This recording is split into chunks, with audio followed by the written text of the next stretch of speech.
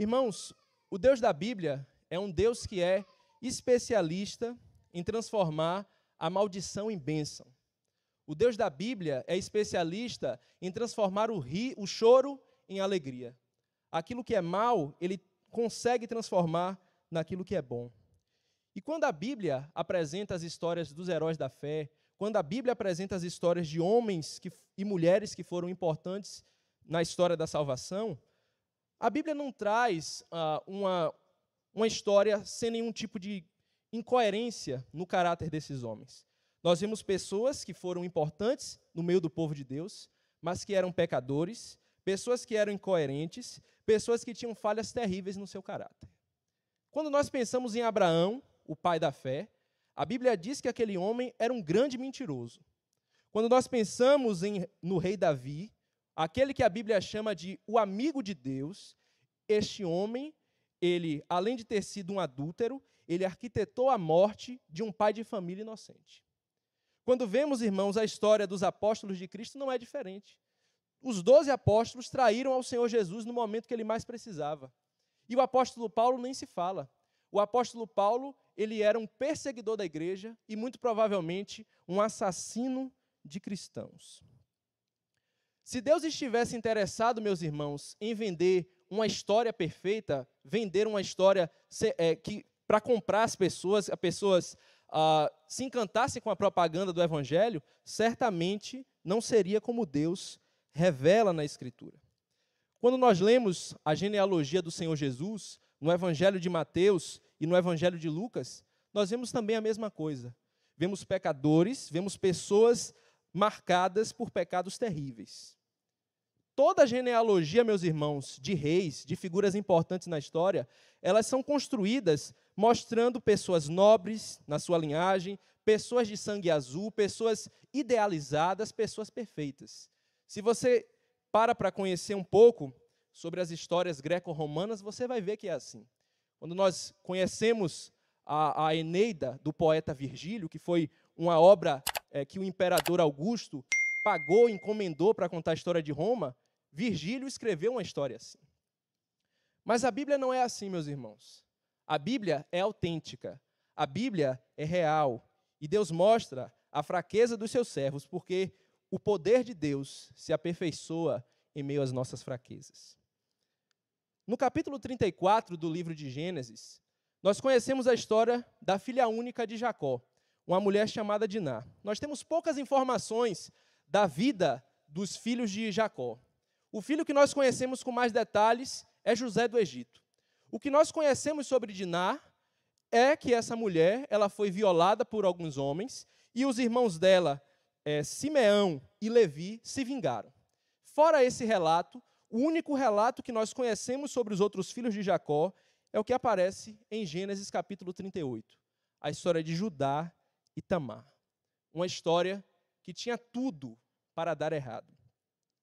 E é com isso em mente que eu te convido a abrir a Escritura em Gênesis 38. Gênesis capítulo 38. O meu objetivo nessa manhã, irmãos, é fazer a exposição do capítulo 38 inteiro. Esse capítulo tem 30 versículos. Então, pelo tamanho de informações, pela quantidade de informações, a exposição será dividida em blocos, e durante a exposição de cada um dos blocos, imediatamente quando eu finalizar a exposição de um bloco, eu vou fazer a aplicação de cada um dos blocos. Tá certo? Então, vamos fazer a leitura de bloco a bloco pausadamente. Então, o primeiro bloco eu chamei de O Amigo e a Família de Judá, e esse bloco ele vai do versículo 1 até o versículo 5. Então, vamos ler a palavra de Deus. Gênesis, capítulo 38, do versículo 1 ao versículo 5, diz a Escritura. Aconteceu por esse tempo que Judá se apartou de seus irmãos e se hospedou na casa de um adulamita chamado Ira. Ali viu Judá a filha de um cananeu chamado Sua. Ele a tomou por mulher e a possuiu. E ela concebeu e deu à luz um filho. E o pai lhe chamou Tornou a conceber e deu à luz um filho. A este a mãe deu o nome de Onã. Continuou ainda e deu à luz outro filho, cujo nome foi Selá. ela estava em Quezibe quando o teve. Amém. Então nós começamos, irmãos, com a seguinte pergunta: quem foi Judá? Judá, ele foi o quarto filho de Jacó com Lia, a esposa rejeitada de Jacó. O nome Judá tem um significado muito bonito. Judá significa louvado, exaltado, enaltecido. É desse nome que vem a palavra, o substantivo judeu. E da mesma raiz de Judá, da raiz etimológica desse nome, vem nomes como Judite, Judas. São nomes que têm significados bonitos e relacionados ao nome Judá. E a primeira linha do versículo 1 diz: aconteceu por esse tempo. A expressão que é traduzida por esse tempo também pode ser traduzida aconteceu por essa época. Mas que época ele está se referindo? Ele está se referindo à época dos acontecimentos do capítulo anterior, do capítulo 37. A época em que José foi vendido como escravo para os ismaelitas. E quando nós lemos, irmãos, o verso 26 e o 27 do capítulo 37, nós observamos que Judá, ele foi o irmão que teve a grande ideia de vender José como escravo para os ismaelitas. É assim que nós começamos a história desse homem. O capítulo 38, irmãos, ele funciona como uma espécie de mudança de cena. Então, imagine um filme que tem aquela trama principal e que tem algumas subtramas, algumas partes que aparecem que estão relacionadas com a história principal. A trama principal desse texto é a história de José do Egito. E aí, de paraquedas, aparece essa história aqui de Judá e Tamar. Essa é a subtrama. O que nós estamos vendo hoje é a subtrama da história de José do Egito. E Judá, meus irmãos, quando cometeu aquele ato perverso de vender o seu irmão como escravo, ele não imaginava que, através dessa sua perversidade, tanto ele quanto a sua parentela seriam abençoados por Deus. Nós sabemos que depois de que José foi enviado para o Egito, houve uma grande fome, e essa fome, nesse período de fome, Jacó e seus descendentes foram para o Egito. E com isso se cumpriu aquilo que Deus prometeu a Abraão. Lembra o texto de Gênesis capítulo 15?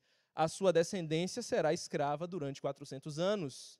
E depois de 400 anos eles sairão e irão herdar a terra prometida. E isso aconteceu, Israel foi cativo no Egito, porque ele vendeu José para lá. Deus é especialista em transformar a maldição em bênção. Ainda no versículo 1, o texto diz, versículo 1 do capítulo 38, o texto ainda diz que Judá, ele se hospedou na casa de um adulamita chamado Ira. Ele tinha um amigo e esse homem, ele era um adulamita. Adulamita era quem nascia em uma cidade chamada Adulão. E é aí que nós vemos a ironia divina.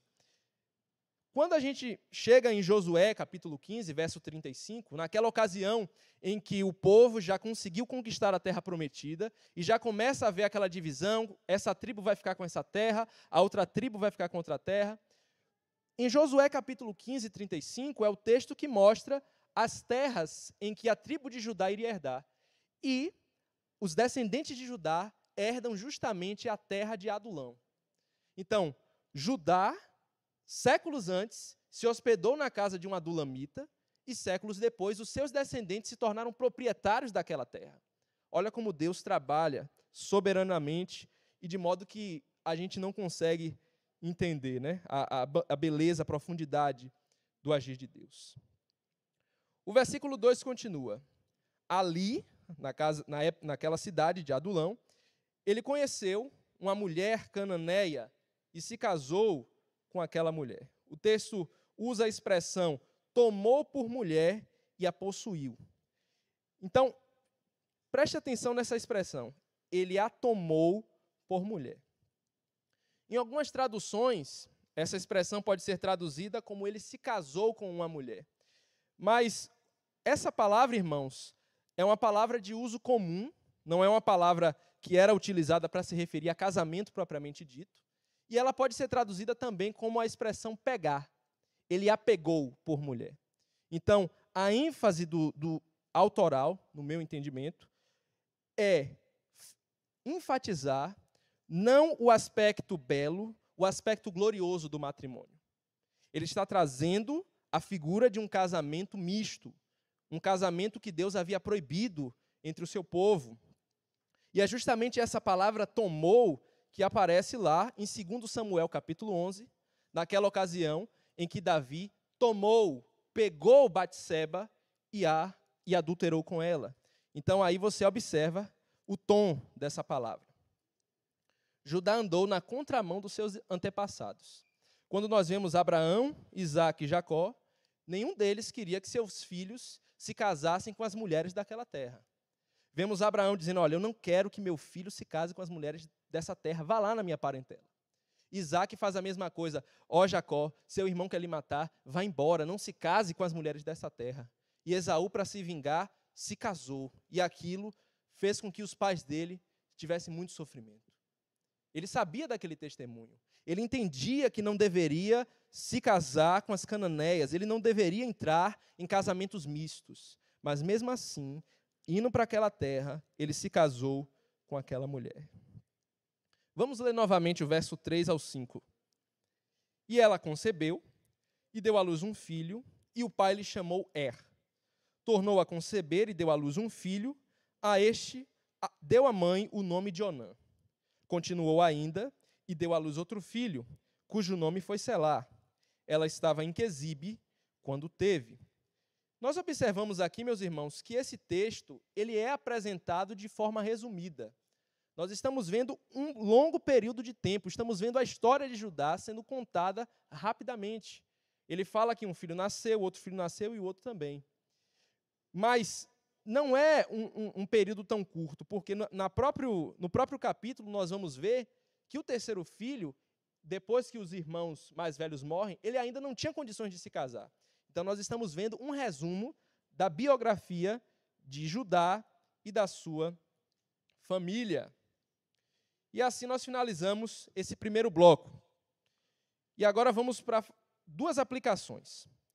Na primeira aplicação, meus irmãos, eu quero falar para vocês o óbvio que o texto nos ensina. Nós precisamos levar Deus em conta na nossa tomada de decisão. Judá, nas suas tomadas de decisões, não levou Deus em conta. Quando Judá vendeu José para o Egito, ele não levou Deus em conta. Quando Judá foi morar na casa de um adulamita e posteriormente se casou com uma cananeia, ele não levou Deus em conta. Nós devemos, irmãos, levar Deus em conta nas tomadas de decisões mais simples e mais complexas da nossa vida.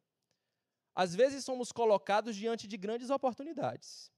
Somos colocados diante de um investimento muito bom, uma compra muito boa, um relacionamento promissor com uma pessoa de bem, com uma pessoa de família. Mas será que essa é a vontade de Deus para a sua vida? Será que é a vontade de Deus que isso que você almeja se cumpra no momento? Você está preparado? Você está preparada para isso? O que é que Deus pensa dos meus sonhos? Aquilo que eu quero para a minha vida está de acordo com aquilo que Deus planejou para mim? Deus precisa ser levado em conta nas nossas tomadas de decisão. Se você não leva Deus em conta nas suas tomadas de decisão, você manifesta um pecado chamado impiedade. Judá era um homem ímpio. A impiedade é não levar Deus em conta. Se arrependa do pecado da impiedade e comece a colocar Deus nos seus planos, a perguntá-lo, a consultá-lo diante de tomadas de decisões. A segunda aplicação é que, apesar da nossa irresponsabilidade muitas vezes quando tomamos decisões, Deus usa a nossa irresponsabilidade na condução da nossa história. O Deus da Bíblia é um Deus misericordioso. E em algumas situações, as burradas que fazemos na nossa vida são usadas por Ele para abençoar tanto a nós quanto pessoas à nossa volta. Imagine um caso de uma fornicação, e por meio dessa fornicação, uma mulher solteira acaba engravidando.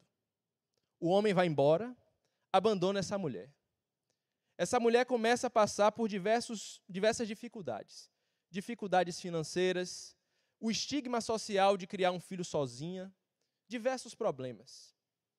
E essa criança, ela cresce, esse menino se torna um homem. E esse homem se torna um homem trabalhador, um homem amoroso, que cuida da sua mãe e pai ao mesmo tempo, com todo o zelo, com toda a dedicação. E essa mãe, ao olhar para esse filho que foi criado com tantas dificuldades, imagina, não foi fácil, foi muito difícil, eu sofri muito, mas graças a Deus, meu filho é um homem de bem, é um homem trabalhador, é um homem que cuida de mim, é um homem que provê todas as coisas. Essa é a história de muitas pessoas. Muitos de nós conhecem histórias parecidas com essa. Essa é a manifestação, meus irmãos, da graça de Deus, da misericórdia de Deus para com as suas criaturas. E nós, enquanto povo de Deus, nós devemos, meus irmãos, ter esse tipo de pensamento.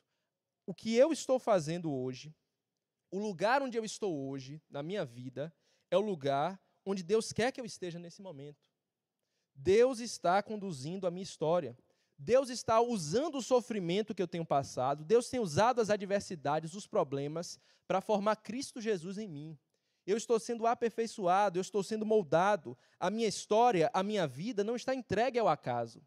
Deus está dirigindo a minha vida. Essa é a soberania silenciosa de Deus.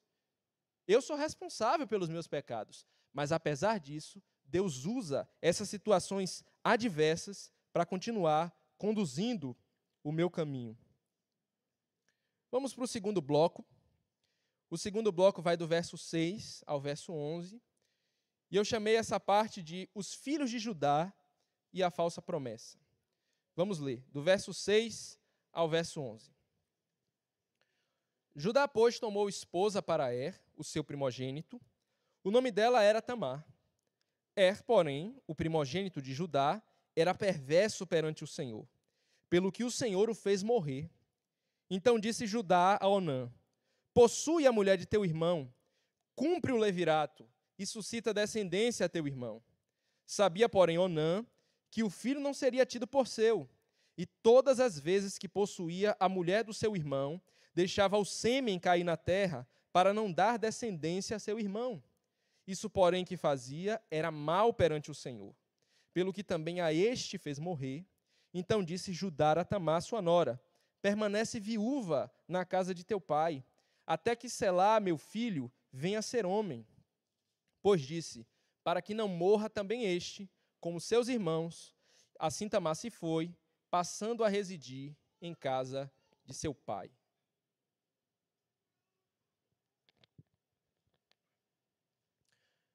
O segundo bloco, irmãos, inicia com a cena de um casamento arranjado, muito comum naquela época, e a Bíblia mostra a autoridade que Judá tinha sobre os seus filhos. E esse primeiro filho de Judá, com a cananeia, o homem chamado ele é mencionado no verso 7. Vamos ler novamente. Porém, o primogênito de Judá, era perverso perante o Senhor, pelo que o Senhor o fez morrer. Essa é a única informação que a Bíblia traz sobre esse homem. Foi um homem perverso diante do Senhor. Certamente ele fez outras coisas na sua vida, mas aquilo que Deus registrou dele é que ele era perverso. E essa perversidade, irmãos, não era qualquer tipo de perversidade. Ele cometia uma perversidade específica. Ele era perverso diante do Senhor.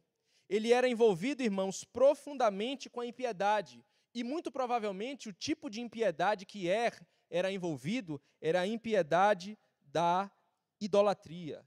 Ele era envolvido com a idolatria dos povos cananeus. Lembre que Judá saiu do meio da sua família, saiu do meio do seu povo, foi habitar com os cananeus e construiu a sua família lá, construiu a sua vida lá. Certamente, Judá e toda a sua parentela era envolvida com a idolatria. E após a morte do primeiro filho, ele não deixou descendentes. Judá manda o segundo filho cumprir o levirato, se casando com a sua cunhada. O levirato, irmãos, ele é instituído na lei do povo de Israel, em Deuteronômio capítulo 25, do verso 5 ao 10. Mas quando chegamos nessa informação, dúvidas podem surgir. Como é que Deuteronômio acontece muito tempo depois desse relato de Gênesis, e Gênesis já traz informação do cumprimento do levirato? Isso acontecia, irmãos, essa prática de se casar com a cunhada para trazer descendência para o filho que morreu, para o irmão mais velho que morreu, era uma prática comum em diversos povos, não era uma prática exclusiva dos judeus. Era comum no Oriente Médio se fazer isso. Inclusive, até hoje, algumas alas do islamismo praticam o levirato. E algumas sociedades tribais que vivem na Ásia Central também praticam o levirato, mesmo não tendo nenhum tipo de relação com o judaísmo. Vamos continuar, verso 9 ao 10. Sabia, porém, Onã, que o filho não seria tido por seu, e todas as vezes que possuía a mulher do seu irmão, deixava o sêmen cair na terra, para não dar descendência a seu irmão. Isso, porém, que fazia, era mal perante o Senhor, pelo que também a este fez morrer. A prática de Onã, irmãos, é conhecida hoje como coito interrompido. E todas as vezes que ele tinha intimidade com a sua mulher, com a sua cunhada, que ele se casou, ele não permitia que ela concebesse. E qual era a motivação dele? A motivação era não cumprir o levirato. O texto bíblico diz, ele não permitia que ela concebesse para não dar descendência a seu irmão. O texto não está falando de métodos contraceptivos. A ênfase do texto, irmãos, é o cumprimento do levirato. E ele não queria fazer isso. O ponto é que ele queria ter um filho para ser contado como seu descendente. Ele não queria que o descendente fosse do seu irmão. E por conta desse pecado, ele foi morto diante do Senhor. Deus o matou. Verso 11. Então disse Judá a Tamar, sua nora, permanece viúva em casa de teu pai, até que Selá, meu irmão, venha a ser homem. Pois disse, para que não morra também este, como seus irmãos. Assim Tamar se foi, passando a residir em casa de seu pai. Só quem sentiu a dor de enterrar um filho sabe o que esse homem passou. Esse homem perdeu 2 filhos. E, diante dessa perda, quando Judá se defrontava com essa mulher para ele era símbolo de morte. 2 filhos queridos, amados, morreram quando se casaram com essa mulher cananeia. Judá tinha essa mulher como uma espécie de viúva negra. Talvez, na mente dele, ela tivesse algum tipo de relação com a morte dos filhos dele. Talvez ele a culpasse. O texto não fala. Mas a atitude dele em mandar ela embora, e quando o filho cresce, ele não permitir que o levirato seja cumprido, é uma prova de que isso era o mais provável. E ele faz uma falsa promessa, olha, vá para sua casa, meu filho ainda não tem idade de se casar, quando ele crescer, quando ele for mais velho, volte e se case com ele. E essa mulher foi, obedeceu a ordem do seu sogro, e ele nunca mais a chamou. O tempo se passou e vamos ver o desdobrar. Mas antes vamos para algumas aplicações desse segundo bloco. Nós vimos, irmãos, o caso de 2 filhos que tiveram mortes prematuras. E essas mortes prematuras, elas têm relação com o tipo de vida que Judá tinha com a sua família. Nós vemos que Judá tinha autoridade sobre seus filhos. Olha, se case com Tamar, ele não se casou. Se case com a mulher do seu irmão para cumprir o levirato, o outro se casou. Vemos que a autoridade que Judá tinha sobre seus filhos era uma autoridade externa. Judá mandava externamente dos seus filhos, mas ele não pastoreava o coração dos seus filhos. Observamos aqui na Escritura, meus irmãos, que aquele papo de faça o que eu digo, mas não faça o que eu faço, não cola. Judá era um péssimo exemplo. Ele havia se casado com a cananeia, ele desobedeceu aquilo que Deus estabeleceu para a sua família. E certamente, esse tipo de conduta, esse tipo de vida, de estilo de vida, contaminou os seus filhos. Os seus filhos obedeciam externamente, mas o seu coração não estava disposto a obedecer, eles eram perversos diante do Senhor. O outro não queria cumprir o levirato. Ele não tinha um bom testemunho dentro de sua casa.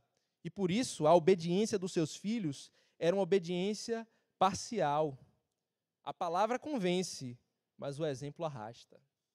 E ele era um péssimo exemplo enquanto pai. Aquilo que nós, irmãos, temos como importante, nós comunicamos para os nossos filhos. Como é que seu filho vai querer ler a Bíblia, vai desejar ler a Escritura se você não lê? Como é que seu filho, como é que a sua filha será um servo de Deus, uma serva de Deus, que depende do Senhor em oração, se ela não vê você orar? Normalmente, nós queremos que os filhos tenham tudo aquilo que nós não tivemos. Nós queremos que o filho tenha o melhor, faça o melhor, se aprofunde em tal área, mas nós não demonstramos nenhum interesse. Dizemos para os nossos filhos, a igreja é importante, a família da fé é importante, mas muitas vezes não demonstramos essa importância. E os filhos, eles seguem esse mau exemplo. Terceiro bloco, do verso 12 ao verso 19. Esse terceiro bloco eu chamei de o ápice da tragédia. Verso 12. No correr do tempo, morreu a filha de Sua, mulher de Judá, e consolado Judá subiu aos tosqueadores de suas ovelhas. Em Tina, ele e seu amigo Ira, o adulamita. Perdão, irmãos, eu perdi o fio da meada. Vou ler novamente. No correr do tempo, morreu a filha de Sua, mulher de Judá. E consolado Judá, subiu aos tosqueadores de suas ovelhas em Tina, ele e seu amigo Ira, o adulamita. E o comunicaram a Tamar. Eis que o teu sogro sobe a Tina para tosquear as ovelhas. Então ela despiu as vestes de sua viuvez e cobriu-se com um véu, se disfarçou e se assentou na entrada de Enaim, no caminho de Tina, pois via que Selá já era homem e ela não lhe fora dada por mulher. Vendo-a Judá, teve-a por meretriz, pois ela havia coberto o rosto. Então se dirigiu a ela no caminho e lhe disse, vem, deixa-me possuir-te, porque não sabia que era sua nora. Ela respondeu, que me darás para coabitares comigo? Ele respondeu, enviar-te-ei um cabrito do rebanho. Perguntou ela, dar-me-ás penhor até que o mandes? Respondeu ele, que penhor te darei? Ela disse, o teu selo, o teu cordão e o cajado que seguras.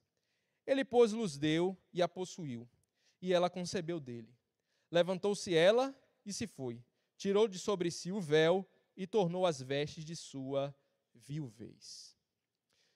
Após a morte dos dois filhos, a mulher de Judá também faleceu. O texto não mostra quanto tempo foi que esses eventos ocorreram. Mais uma vez, capítulo 38 é um resumo da vida dele. Mas o texto mostra que foi um tempo longo, porque versos depois, nós vemos que o filho dele, que era criança, ele já era adulto. Então se passou um período considerável de tempo. Após a morte da mulher, ele enfrentou o luto, e após o período de luto, ele decidiu, como muitas pessoas fazem, mergulhar no trabalho.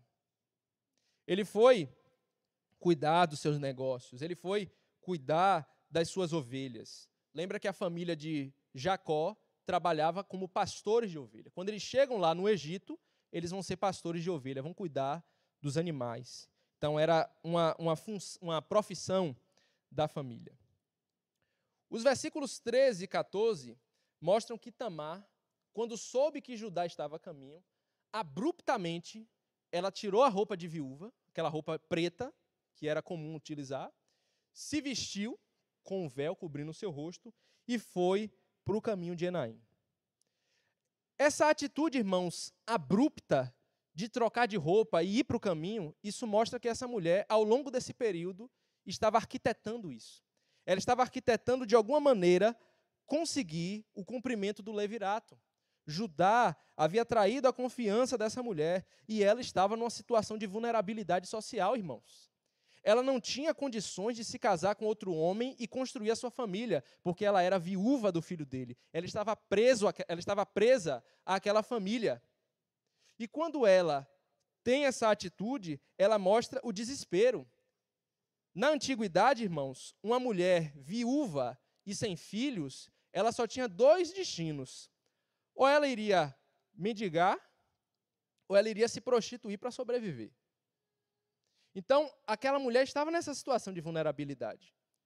Então, a atitude dela de trocar de roupa e ir para o caminho de Enaim mostra esse desespero. Enquanto hoje, fazendo apenas um parêntese, enquanto hoje a imoralidade é cada vez mais escrachada, ao ponto de que em alguns contextos você até tem dúvida, será que essa mulher é ou não é garota de programa? Na época do texto bíblico, era algo muito claro. A prostituição era algo tão vergonhoso, era algo tão estigmatizado e perigoso, que as prostitutas eram apedrejadas, vocês lembram disso? Ao ponto de que as mulheres nem mostravam o rosto. A mulher ia para o ponto da prostituição, ia para a beira da estrada, com o rosto coberto, para ninguém saber quem era ela. E a atitude de Tamar, colocando aquele véu, se vestindo como prostituta, é uma atitude não verbal de dizer mais ou menos assim a Judá: Judá, você me colocou na condição de prostituta. Judá, eu tenho que me prostituir para sobreviver. Mas ao invés de me prostituir com diversos homens na minha velhice para ter o que comer, eu vou me prostituir com você. Você será o meu único cliente. E através disso, eu vou ter o meu descendente. Eu vou ter o meu filho. Eu vou ter a pessoa que irá garantir o meu futuro. Essa era a única condição, meus irmãos, dessa mulher ter outra perspectiva de vida. Não havia outra situação, outra condição. É uma situação terrível, meus irmãos, de miséria e vulnerabilidade. E o texto bíblico diz que ele, de um modo bastante frio, se aproximou daquela mulher e ofereceu um cabrito para ela. Ele queria se deitar com ela. E ela pergunta: o que você vai me dar? Eu vou lhe dar um cabrito para você comer. Nós vemos a frieza. A preocupação dele era ter os seus favores sexuais satisfeitos de alguma forma. Ele não se preocupava com aquela mulher. Ele entendia que aquela mulher estava se prostituindo para não morrer de fome. Mas aquilo não mexia com ele. Ele era indiferente ao sofrimento. Nós vemos que, mais à frente, ele só vai se indignar quando ele descobrir que aquela mulher era sua nora e, por conta disso, a sua reputação e de seus filhos falecidos estaria manchada.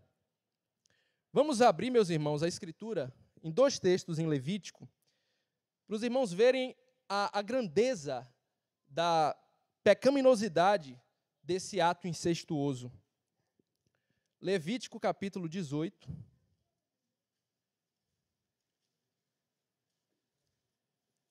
Levítico, capítulo 18, versículo 15.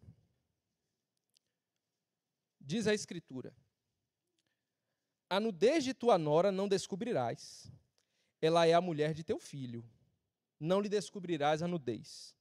Capítulo 20, verso 12 de Levítico, vire a página. 20, verso 12. Se um homem se deitar com a nora, ambos serão mortos, fizeram confusão, o seu sangue cairá sobre eles. Então nós vemos, irmãos, como esse pecado foi odioso. Foi um pecado digno de pena de morte. Foi uma confusão no meio do povo de Deus.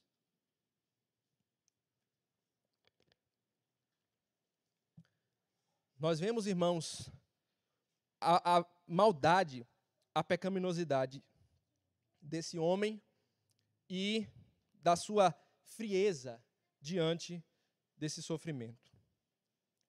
E o que é que salvou essa mulher? Como veremos mais à frente. Ela pediu como garantia de que ele traria o cabrito para que ela tivesse o que comer. Ela pediu 3 objetos. Ela pediu o selo, o cordão e o cajado. O selo era como uma espécie de carimbo na antiguidade. Aquele selo servia como uma assinatura, uma comprovação de que autenticava o dono daquele selo. Aquele selo ele era preso por um cordão ao pescoço. E além dele utilizar esses objetos, ele tinha um cajado. O cajado, naquela época, tinha o símbolo, uma insígnia, que apontava para o dono do cajado. E ele era usado porque ele era um pastor de ovelhas, né? O pastor de ovelhas tinha um cajado. Então, esse homem dá para essa mulher como garantia a sua assinatura, o seu nome, o que garante a sua reputação, e dá um cajado, o seu instrumento de trabalho. Vemos, irmãos, como esse homem era sem noção, insensível. Observamos, irmãos, que ele dá nas mãos daquela mulher desconhecida toda a sua reputação. Tudo aquilo que estava em jogo era grande demais. Tudo para poder satisfazê-lo. Vemos como esse homem estava deformado espiritualmente. E para isso eu tenho duas aplicações, finalizando esse bloco. A primeira aplicação é lembrando de um áudio asqueroso que vazou nas redes sociais no início desse mês, em que um político de São Paulo foi para a Ucrânia e, dentre as coisas nojentas que ele falou sobre as mulheres ucranianas, ele disse que as mulheres ucranianas eram mulheres fáceis porque eram mulheres pobres. Irmãos, as guerras trazem consequências terríveis para as nossas vidas. E no caso das mulheres, crianças e idosos, as consequências são ainda piores. Prisioneiras de guerra são estupradas. Diante da fome das guerras, mulheres precisam se prostituir para sobreviver. Uma situação terrível, meus irmãos. E ao vermos o sofrimento daquele que é fraco, ao vermos o ser humano numa situação tão degradante quanto essa, nós devemos, irmãos, nos colocar numa posição de se condoer por aquelas pessoas. Igrejas do mundo inteiro têm voltado a sua atenção para a igreja da Ucrânia. Eu sei que o mundo inteiro tem sofrido por conta dessa guerra, mas eu te peço, pare por um instante de pensar em como você está sendo afetado economicamente, em como essa guerra tem nos afetado politicamente, a relação internacional, e pense por um momento nas pessoas que estão sofrendo lá. Pense na igreja da Ucrânia. Pense que naquele país existem perdidos que foram eleitos e que esses perdidos, eles irão crer por meio da pregação do Evangelho. Peça ao Senhor que, por meio do sofrimento que eles estão passando, eles se convertam de fato, tiveram acesso e começaram a vir para a igreja. Talvez alguns de vocês que estão aqui, ou até você que está me acompanhando por meio dessa transmissão, seja uma pessoa dessas. E no meio dessas centenas ou milhares de pessoas, meus irmãos, certamente garotas de programa, transexuais, travestis, também tiveram acesso à pregação do Evangelho. Pessoas têm se convertido por meio da pregação do Evangelho. Mas a pergunta que fica, meus irmãos, é a seguinte: nós estamos preparados para receber no nosso meio os pecadores que se convertem ao Senhor Jesus Cristo? Se uma garota de programa entrar por aquela porta e quiser ouvir a palavra de Deus, se um travesti, um transexual entrar por aquela porta e sentar do seu lado, você está pronto para receber essa pessoa? Você está pronto para orar com ela? Está pronto para discipular? Irmãos, com o advento da ideologia de gênero, nós estamos vivendo uma época sem precedentes da história humana. Nós estamos testemunhando, meus irmãos, uma geração que futuramente, uma geração de pessoas que tem feito cirurgias para tentar mudar de sexo e que daqui a algumas décadas serão pessoas frustradas, que irão se arrepender e se voltar para Cristo. Estamos enfrentando uma situação sem precedentes, uma situação que, para alguns casos, é irreversível fisicamente. E como é que a igreja de Cristo irá receber essas pessoas quando isso acontecer? Precisamos pensar, meus irmãos, Cristo veio para salvar pessoas nesse estado de vulnerabilidade. Se você descobrisse que um irmão, que uma irmã da nossa comunidade já se envolveu com esse tipo de pecado, com a prostituição, será que você olharia para essa pessoa com os mesmos olhos? Teria o mesmo carinho? Teria o mesmo amor? Teria o mesmo cuidado? Ou trataria com indiferença por conta do passado desse pecador, dessa pecadora? Precisamos, irmãos, pensar nessas pessoas. Cristo Jesus tem eleitos no meio de todos os pecadores. No meio de todos os tipos de pecado, existem pessoas que Cristo quis salvar. E nós cremos que o Evangelho é o poder de Deus para a salvação de todo aquele que crê. Vamos para o quarto e último bloco. Esse quarto e último bloco vai do verso 20 ao verso 30, e eu chamei esse bloco de com a faca e o queijo na mão.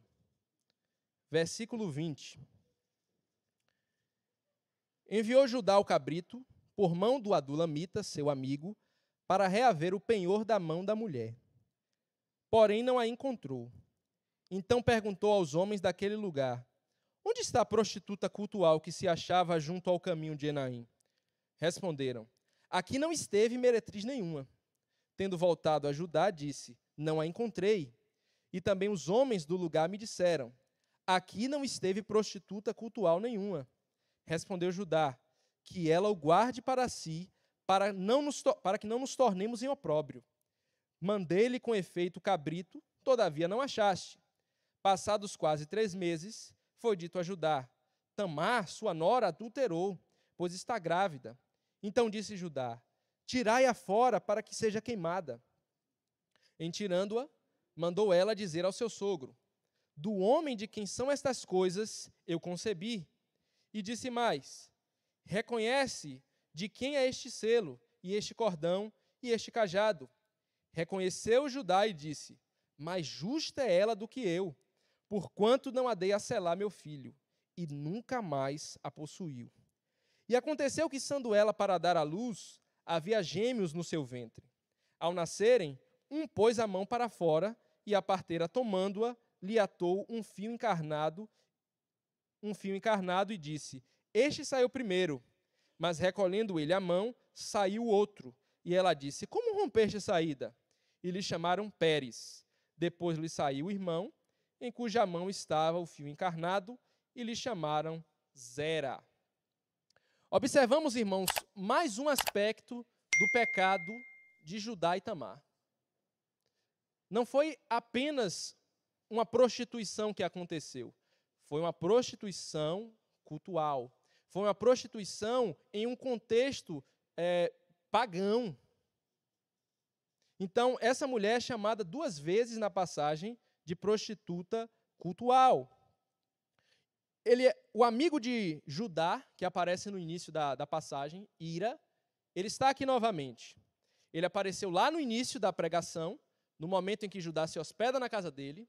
Apareceu no segundo bloco, depois que a mulher de Judá morreu, e ele foi com Judá até os tosqueadores. E ele aparece mais uma vez aqui, nessa passagem. Ele é aquele amigo que vai levar o cabrito para que aquela mulher receba o animal e ele devolva o penhor, o cajado, o bordão, o selo e o cordão. E qual é a preocupação de Judá? Ele diz que ele não encontra, e ele diz que ela o guarde para si, para que não nos tornemos em opróbrio. A preocupação dele é com a reputação dele. Ele não está nem aí se aquela mulher se prostituía para viver, para sobreviver. Eu não quero que ela divulgue isso. Eu não quero que isso se torne público. Eu não quero que seja lançado no ventilador. Eu quero que a minha honra seja preservada. É isso que é a preocupação desse homem vaidoso, arrogante. E no versículo 24, vemos ele indignado. Indignado porque a nora dele estava grávida, e agora ele e seus filhos mortos seriam zombados por conta disso. E aí vemos a fúria dele, né?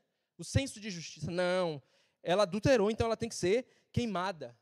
E ela, com a faca e o queijo na mão, saca: eu concebi do dono desses materiais aqui. Aí você vê a cena mudar completamente, né?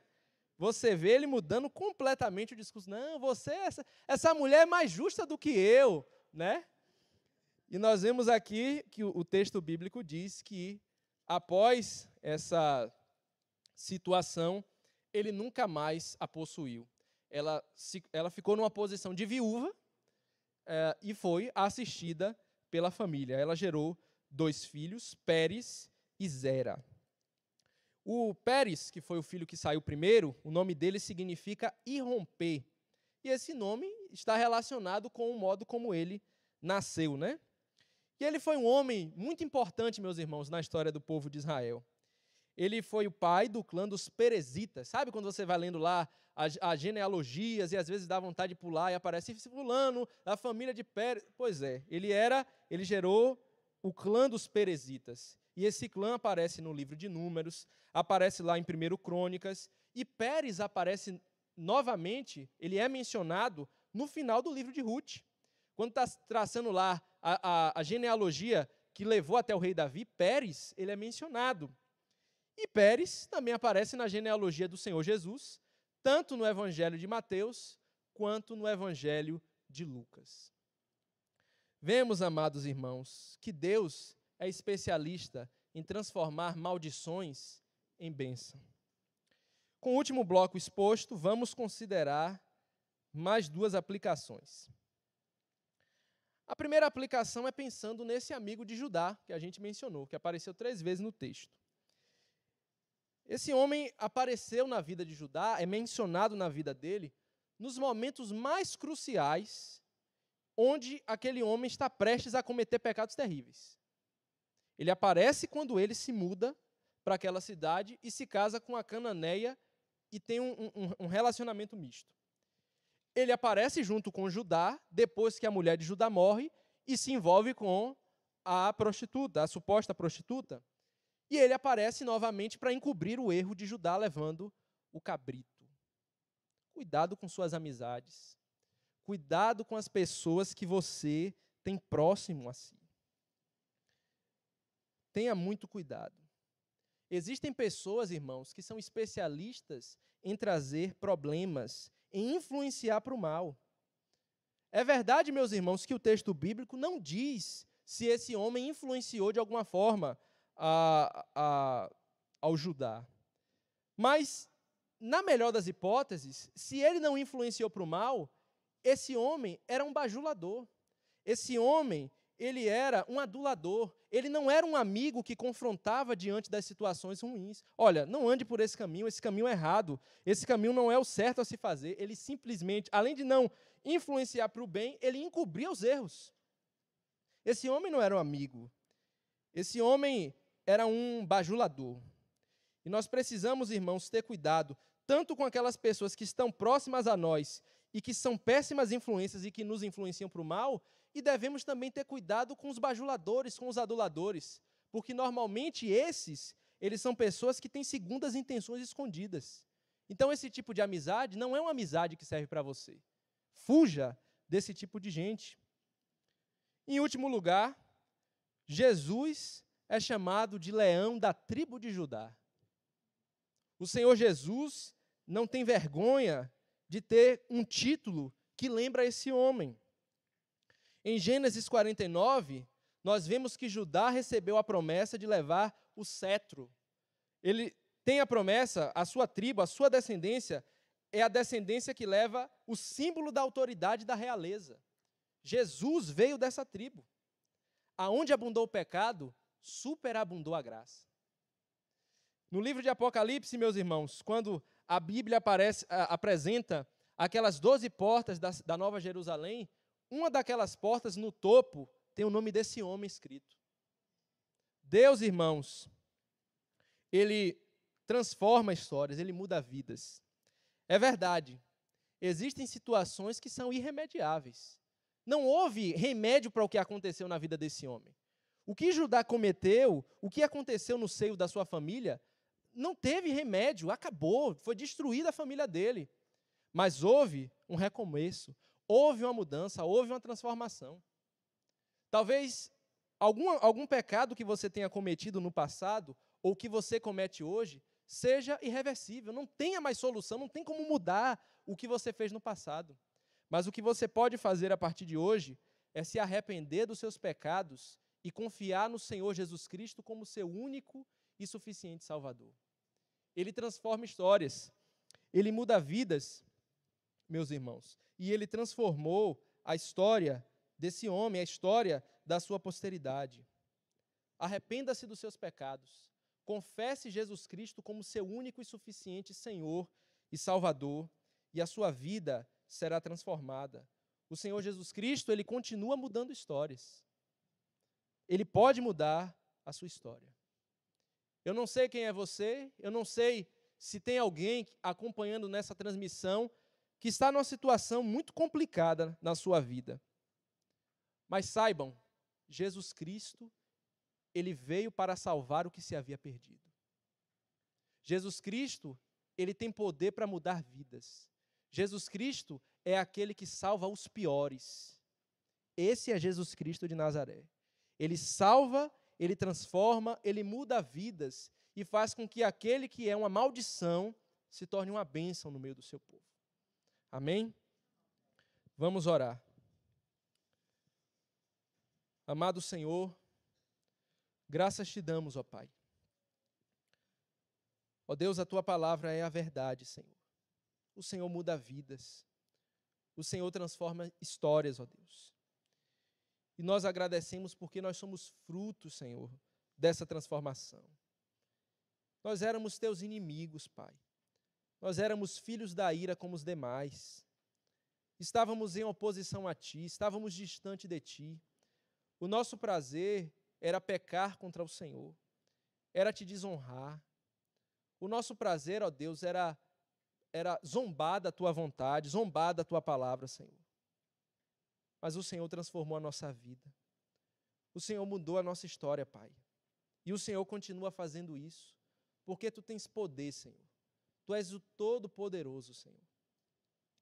Eu peço, Senhor, nessa manhã, por aquelas pessoas que porventura estão aqui presentes ou acompanhando essa transmissão, que não Te conhecem como Salvador, Pai.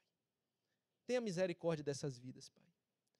Ó Deus, todos nós temos na nossa família pessoas que estão nessa mesma condição, Pai. Salva, Senhor, os nossos familiares.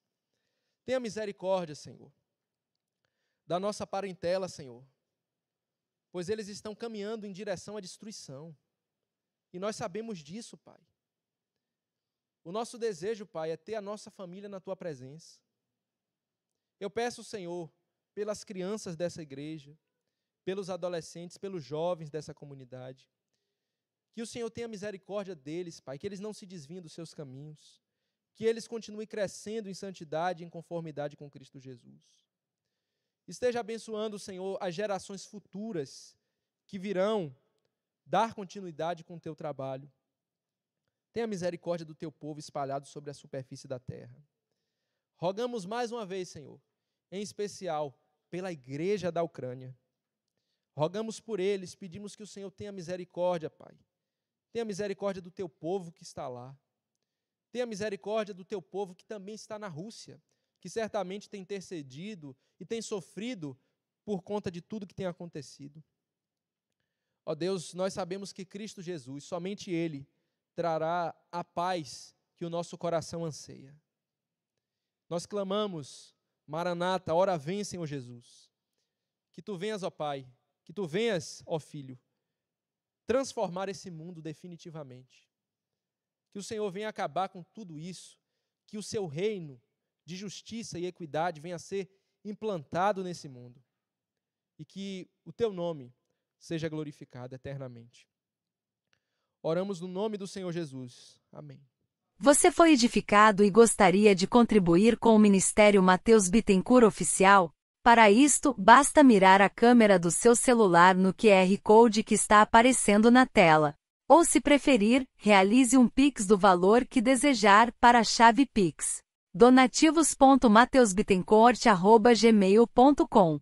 Inscreva-se no nosso canal do YouTube e siga-nos no Instagram, @Mateus Bittencourt Oficial. Que a graça do Senhor Jesus Cristo esteja com você.